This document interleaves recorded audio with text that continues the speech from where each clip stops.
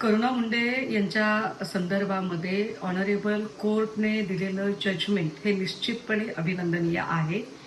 हा लढा फक्त एका महिलेने तिच्या आर्थिक नुकसान भरपाई किंवा उदरनिर्वाहासाठीचा म्हणून केलेला लढा नाही, तर हा लढा एका महिलेच्या आत्मसन्मानाचा लढा आहे। ज्या धीराने आणि ज्या संयमाने करुणा मुंडे यांनी ही सगळी लढत दिली ती काबिले तारीफ आहे। किंबहुना एकल संघर्ष करणाऱ्या त्या सगळ्या महिलांच्यासाठी हा सगळा प्रवास प्रेरणादायी आहे। राहिला प्रश्न या सगळ्या संबंधाने धनंजय मुंडे यांचा राजीनामा मागण्याचा, मला असं वाटतं की या सगळ्या घटना या सगळ्या घडामोडींनी देवेंद्र फडणवीसजीही अवगत होते आणि जे अत्यंत निकामी आणि निरुपयोगी ठरलेला महिला आयोग आहे ही सगळीच मंडळी अवगत होती।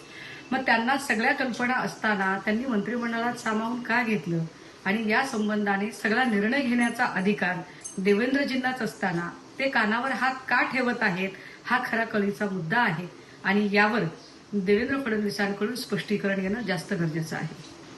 करुणा मुंडे यांच्या संदर्भामध्ये ऑनरेबल कोर्टने दिलेलं जजमेंट हे निश्चितपणे अभिनंदनीय आहे।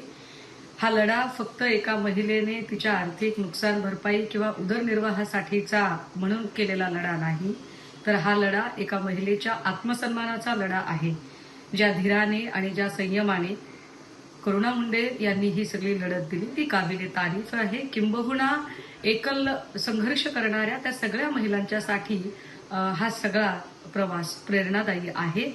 राहिला प्रश्न या सगळ्या संबंधाने धनंजय मुंडे यांचा राजीनामा मागण्याचा, मला असं वाटतं की या सगळ्या घटना या सगळ्या घडामोडींनी देवेंद्र फडणवीसजीही अवगत होते आणि जे अत्यंत निकामी आणि निरुपयोगी ठरलेला महिला आयोग आहे ही सगळीच मंडळी अवगत होती।